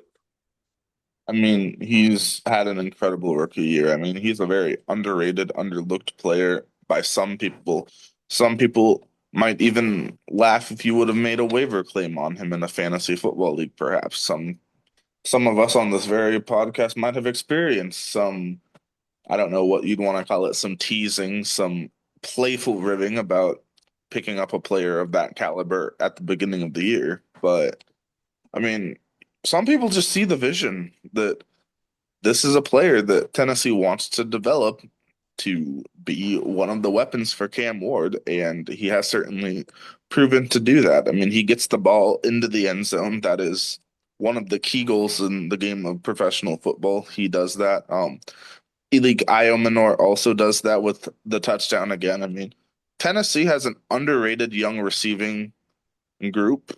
Um, I don't think they get a lot of respect, which makes sense with their record. I mean, not a lot of people really dig deep into what Tennessee does. Obviously, we watch all 32 teams, and I think it's important to acknowledge like all the good stuff that their receivers do. I mean, I think they have an underrated receiver group. I mean, the stats aren't always there, but I think the talent is there. I mean, you look at this receiver room, and there's a lot of talent guys like DK Iomenor, maybe even Van Jefferson, who's somewhat mid, some may say. So he can have some sneakily good moments.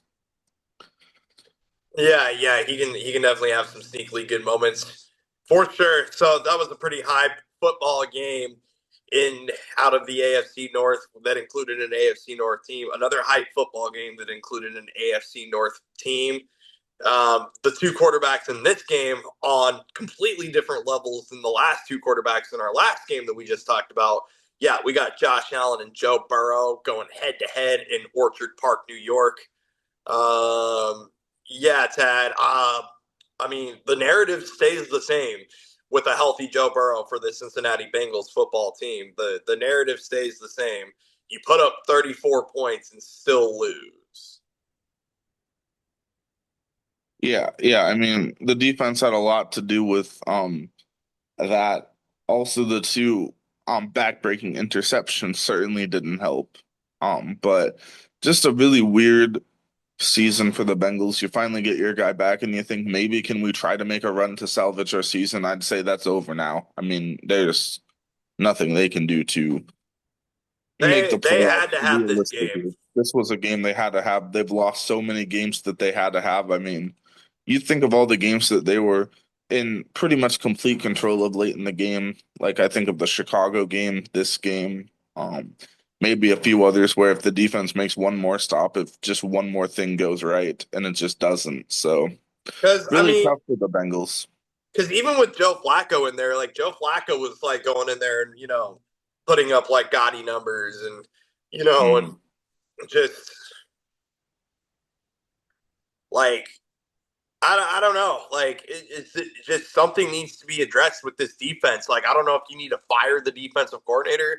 I don't know if you need to go out and just clean house and like bring in like go sign a bunch of free agents in the offseason. But this defense ain't it.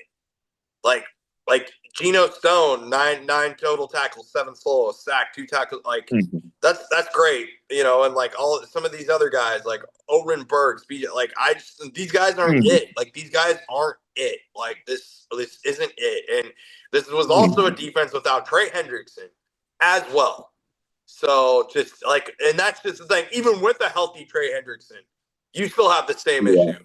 So like, I mean, maybe not statistically on paper, but probably actually. I actually, yeah. I mean, I think they are the worst ranked defense even on paper. So Yeah, I mean, it's been tough. It's just been tough. I mean, there's been two huge issues for the Cincinnati Bengals for the past 5 years, and they have done very little to address it. I mean, maybe they've tried to do some things, like they tried to bring in Burks from the Eagles and have him build some culture there, and it just hasn't worked. And of course, I mean, the offensive line has been a complete disaster for years. I mean, everyone's aware of that. I mean, the fact that Burrow can do what he does in those conditions, I mean, that just shows why he's one of the best quarterbacks in the league. I mean, I, yeah, I don't hold the Bengals' failures the last several years on Joe Burrow at all. I don't think I mean, sure, you can put a little blame on him. I mean, today the two interceptions weren't good, and if he doesn't throw those interceptions, they win the game. But all in all, I mean, you just got to have a lot more from your offensive line. You got to have a lot more. You got to have something from your defense. I mean, just really tough for the Bengals to bungle this game away, just like they've done all year.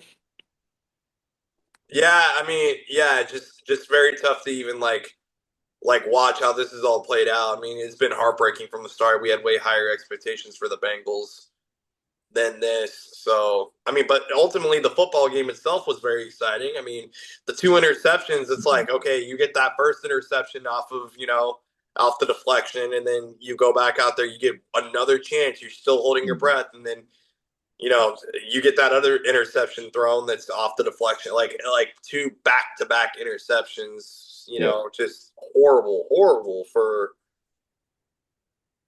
Joe it just Burrow in can't those happen. moments, and it's just it's like you said, they've done very little to address the offensive line. They've done very little to address the defense. And you want to go ahead as a franchise and dive and invest most of your money into Joe Burrow, Jamar Chase, and T. Higgins, and not really pay anyone else or try to pay to get anyone else. So these are the consequences of said choices as a franchise.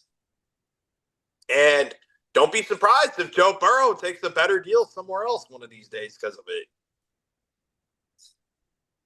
So but as far as the Bills, yeah, I mean, they go out here. I mean, boy, they probably weren't expecting. I mean, they kind of probably were, but they probably weren't expecting like just an absolute dogfight from the Bengals. But yeah, still nonetheless, I mean, they Josh Allen goes out there and does his thing. As far as pure arm talent goes, where do you rank Josh Allen amongst arms in the league? I mean, even these two quarterbacks, like, I mean, these are probably two top three arms in the league, but which arm would you rank above the other one? And we just saw an incredible display of arm talent in this football game with these two guys. Yeah, I mean, obviously, Allen's top three. I mean, you'd probably have to say he's top three. It's hard to really argue that at this point. But just a really strange game from Buffalo's perspective. To me, it felt like early on in the game, at least, they were kind of sleepwalking to an extent. I mean, you got to understand this is a big game for Buffalo. If you lose that game, you're 8-5, and then you're no lock for the playoffs with how the AFC is going. I mean, the AFC is very competitive right now. We talked about the standings. I mean, 9-4, you feel a lot better at 9-4 than you do at 8-5. I mean, I feel like this was a huge swing for the Bills. I mean, now you're talking about can we track down the Patriots? A big game next week with those two teams. Instead of talking about, man, we're gonna have to fight for our lives just to make the playoffs. I feel like this is a big swing, and to see them come out.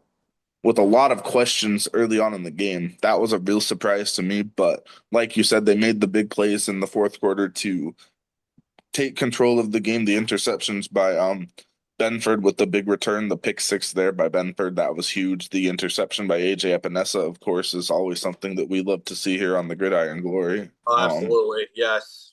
I So mean, you love to see I'm that. not gonna lie. I kind of was like, because I'm also such a big fan of Joe Burrow.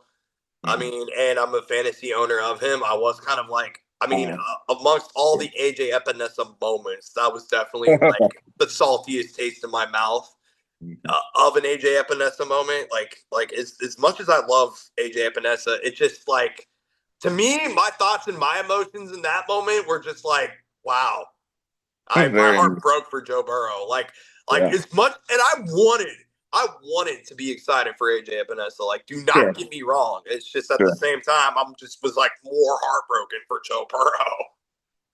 Absolutely, yeah. And I mean, it was definitely an interesting watch for me, considering that in one of my leagues where I have won my division, both of these men were my quarterbacks.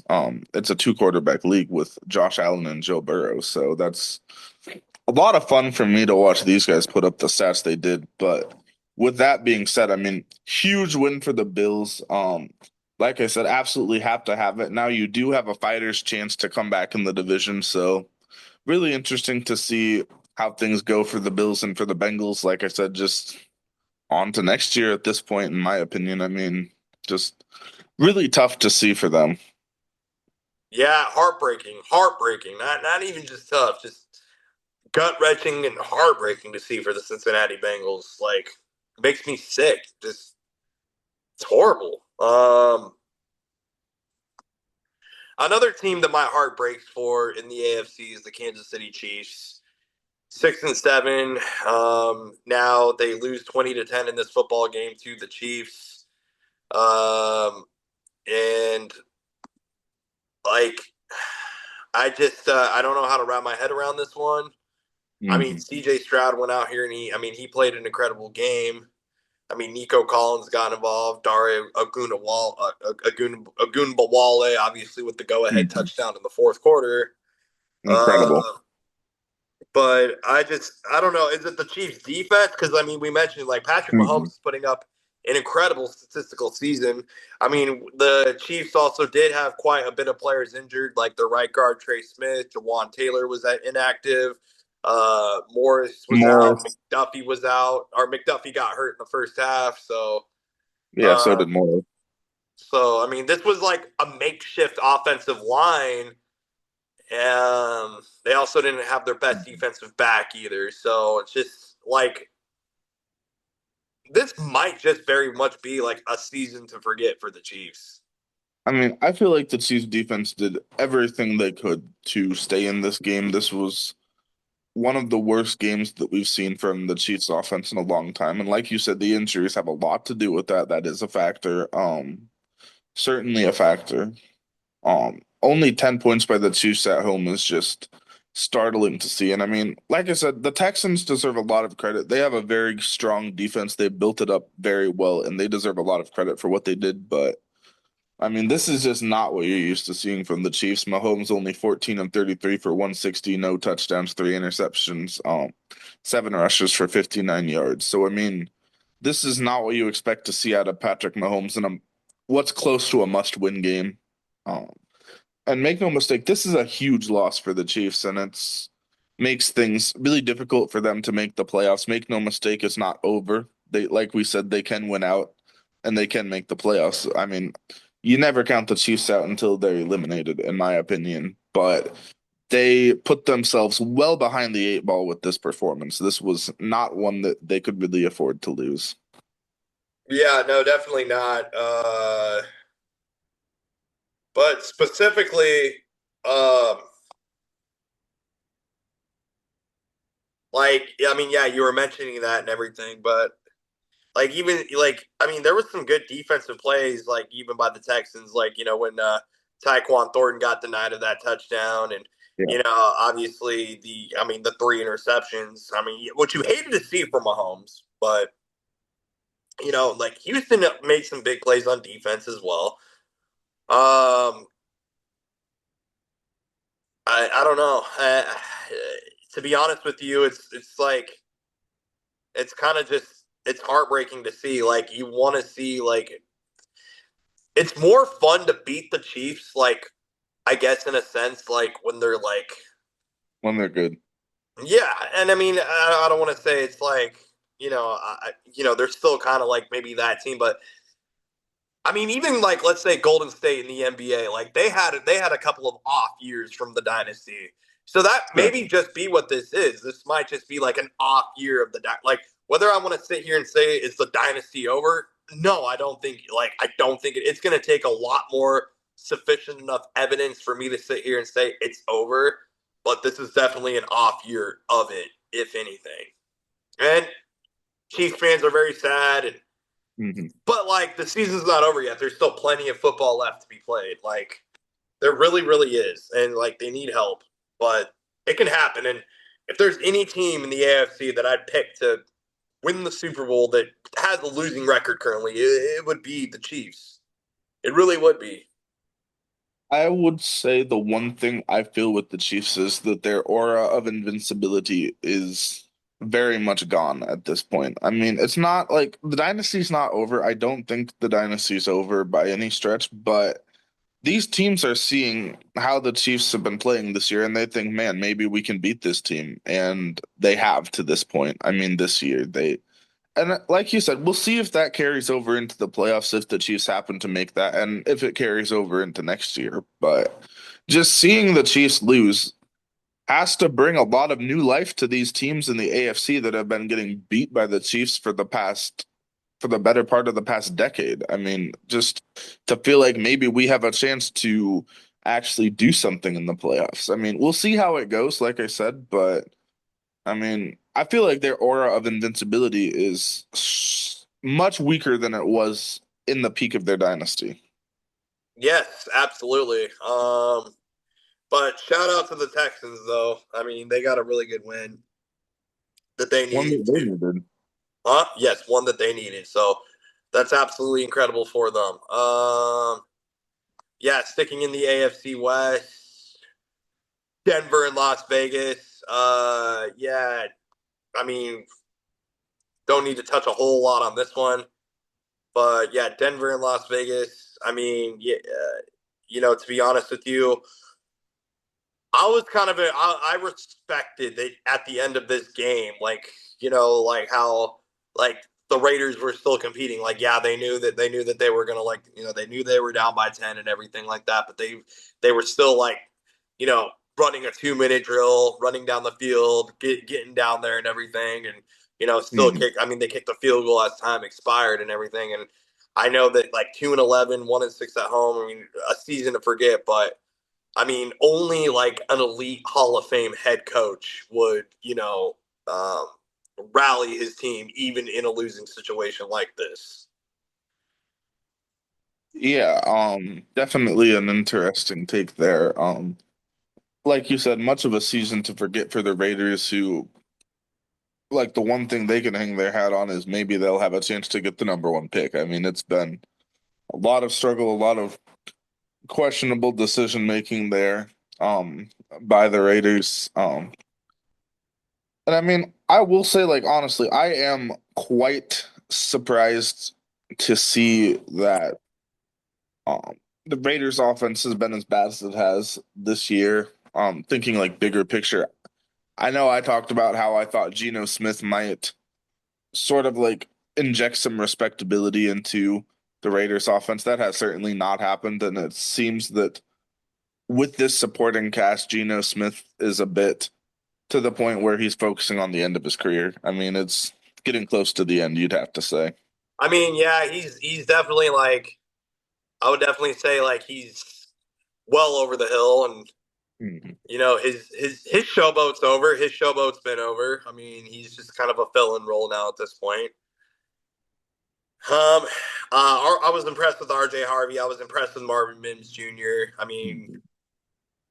this Denver team, I mean, they went out on the road. They took care of business against their division rivals. So, I mean, I don't think Pete Carroll's a bad coach.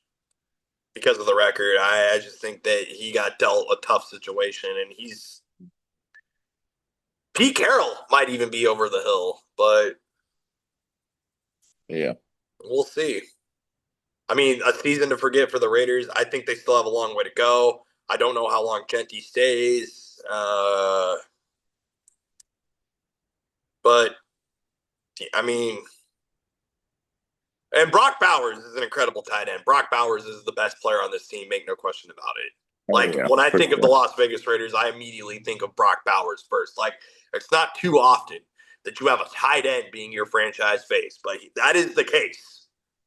Like I immediately think of Brock Bowers as soon as I think of the Las Vegas Raiders. Hmm. So, yep. Kudos to the Broncos for taking care of business as they continue to roll on and move forward.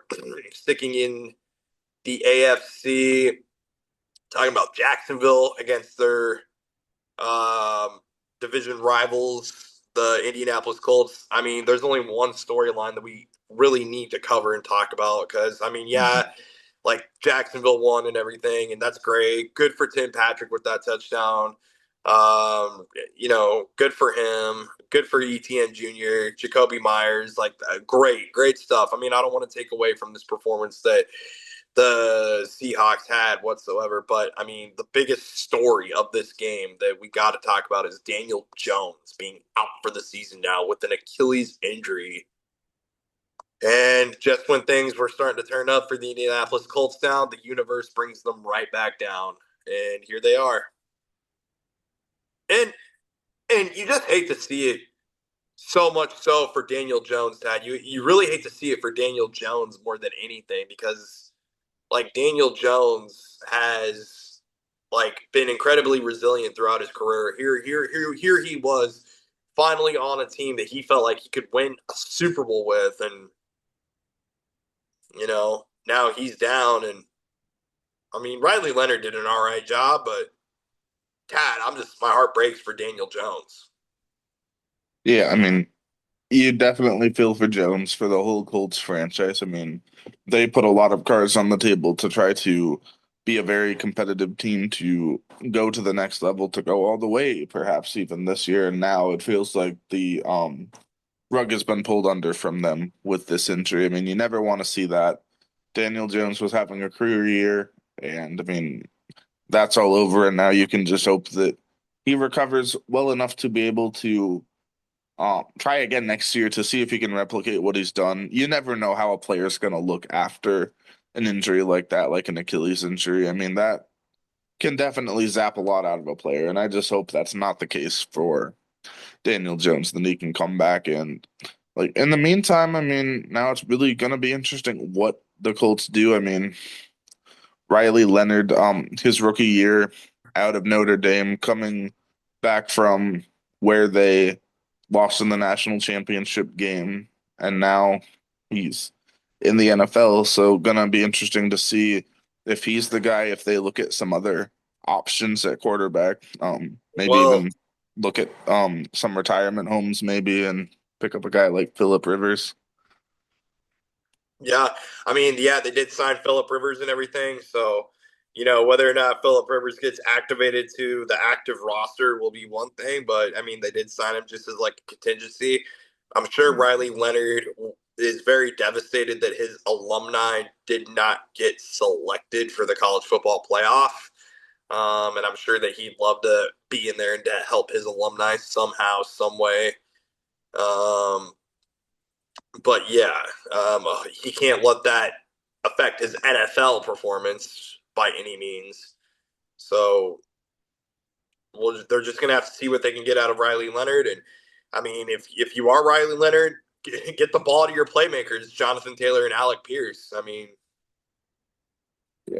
I mean, there's some playmakers on this team, like you said, Pierce, Pittman, of course, Josh Downs, Tyler Warren. I mean, there's some guys they can use, so that's going to be interesting to see. And I mean, obviously, you hate to see things trend the way it is for the Colts.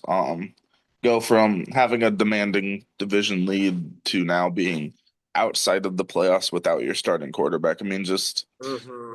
it's such a devastating turn and just feels like such a short time, just a big devastating turn of events for the Colts. And I mean, like you said, some credit due to Jacksonville. Obviously, it was a devastating game for the Colts, but I mean, all you can do is go out and compete, and that's what Jacksonville did. And now they're outright first place in the division, which maybe not a lot of people saw coming.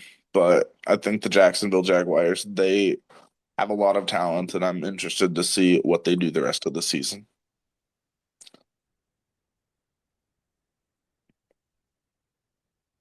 Yeah, me too. Me too, absolutely. Keeping it in the AFC, the Steelers beat the Ravens 27-22. This was a big game for the AFC North and everything like that. You know, I mean, there was some insane moments even late in this game with the Ravens.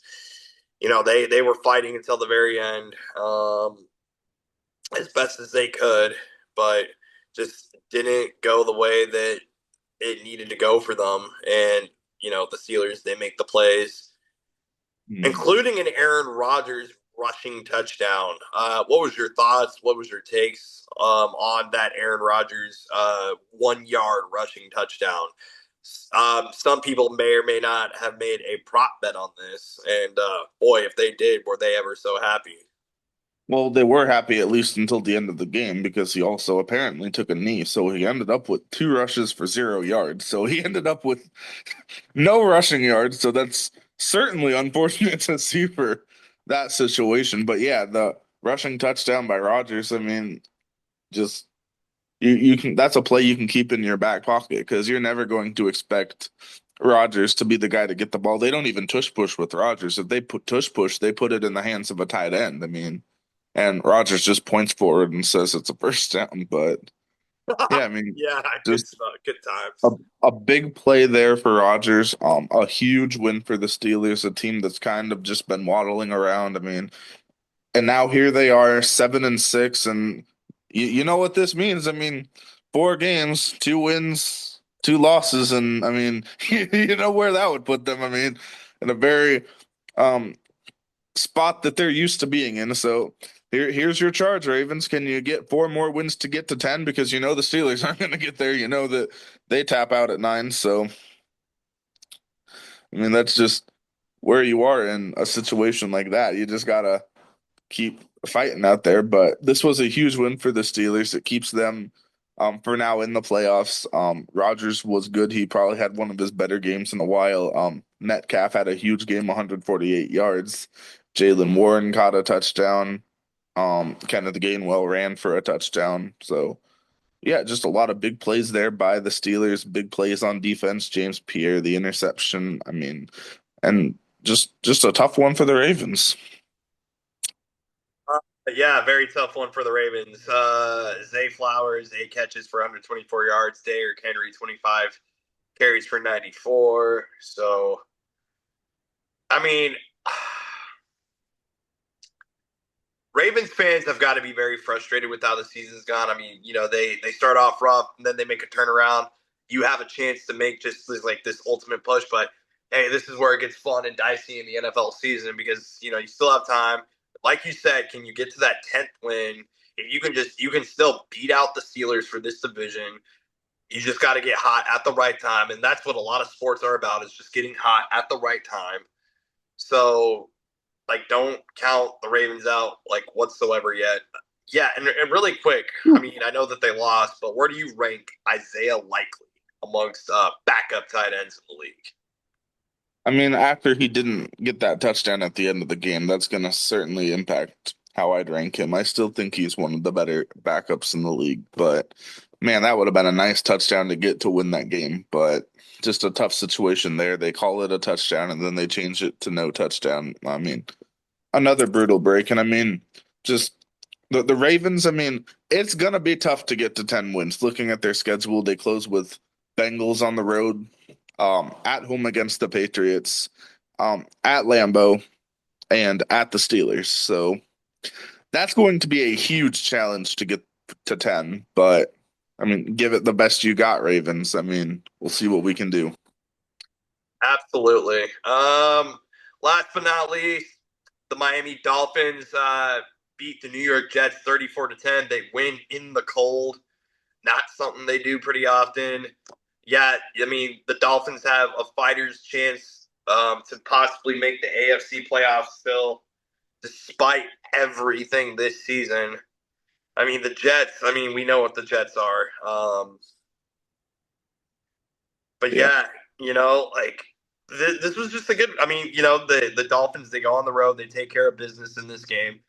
You get Devin A. Chain with that big touchdown to open it up. Jalen Waddle. Jalen Waddle and the Devin A. Chain touchdown. I mean, you get off to a really good start. You start Mhm. rolling. I mean, you look at Tua's stat line, and it's not like horrible by any means. I mean, 13 of 21 for a touchdown. He didn't throw any picks. He did not turn the ball over. He didn't live up to that name. Mm. Actually, no. I'm sorry. He did turn the ball over one time, but he didn't lose the turnover. He fumbled, but then I want to, if I remember correctly, I think it was recovered by Ollie Gordon. Would make So sense. Yeah. yeah. So whether or not you want to say he was Tua turned the ball over in this game or not is debatable, but I mean, uh, he didn't turn the ball over, so I mean, so what is he was it? so he was just Tua Tagovailoa today. So yeah, Jalen Yeah. Wright, 24 carries for 107 yards and a touchdown. Zach Wilson did come into this game too. Former Jet. Uh, Oh yeah. yep. I mean, I don't know. Like, what do you think about Miami? Do you think I mean, I you don't think they have a think they're chance? going to make the playoffs. I really don't, but I think that they deserve a lot of credit for not quitting on the season. I mean, it would have been really easy for them to just give up after how abysmal they looked for the first month, 2 months of the season. I mean, they looked like they might be one of the worst teams in all of football, but they stuck together. I mean, they're still competing. Uh, to even be mentioned as having a case to fight for the playoffs with 4 games left in the season, I think they deserve a whole lot of credit for keeping the team together. I mean, people were calling for Mike McDaniel's job, and maybe that discussion can still be had in the offseason, but I think he's done a lot to quiet some of the doubters, at least in the short term. And I think a lot of credit needs to be given to Miami just for sticking with the program and competing because every week in the NFL, you're going to be tested. Rents do every week. And I mean, you look at the Jets, and I mean, obviously the Jets are where they are. We know they're not a very good football team, but still, just to come out and do what you did, that's good job, Miami. You keep fighting. Yeah, absolutely. I mean, you want to see that. You love to see it. You love to see a team that you wrote off super early to come back and still fight. Like you love to see resiliency. You love to see competitiveness. You love to see a team that like still gives a shit when, or still cares. Yeah. But I feel like more than anything, this is just the Mike McDaniel's like at this point, this is the save Mike McDaniel's job campaign. I feel like that's really all Yeah. that like at this point, Miami, like you're playing to save McDaniel. You're playing to save your coach's job. I feel like so. Good job. Yeah, I mean, a lot of credit there. And it's also like, I do want to mention this was really the first time that Brady Cook for the Jets really saw any significant action going 14 and 30, 163 yards, no touchdowns, 2 interceptions. His NFL debut, the undrafted rookie out of Missouri. So some Yeah, credit there. yeah, yeah, for sure. Fantasy owners of Tyrod Taylor were very disappointed to see him come out of the game, but yeah, kudos to Brady Cook. Um, yeah, as far as the Jets go, I mean, in the good spirit of covering all 32 teams. Yeah, as far as the Jets go, I mean, very much a season to forget. I mean, it's just, I mean, you got Brees Hall, and he's good, and I mean, you got. I mean, you traded away Sauce Gardner. I mean, at this point, the New York Jets. I mean, you're kind of just hoping for some draft Mhm. picks. You're kind of just hoping for some Yeah. flashy moments. You're kind of hoping to develop Brady Cook at this point, possibly, perhaps. So, just I do want to mention one more thing briefly for the Jets. They did get one tackle out of Thomas Hennessy, their long snapper, and you do always love to see that. yeah, absolutely. You always just love to see that. So, um, be sure to like, subscribe, and follow our channel. Thanks for watching our recap show. Hopefully, you enjoyed the reels that were created on this show. Be sure to subscribe to our channel for ranking content throughout the season as well, as we are just simply two hardworking guys that cover all 32 teams. So, thanks for watching the Gridiron Glory with Will and Tad.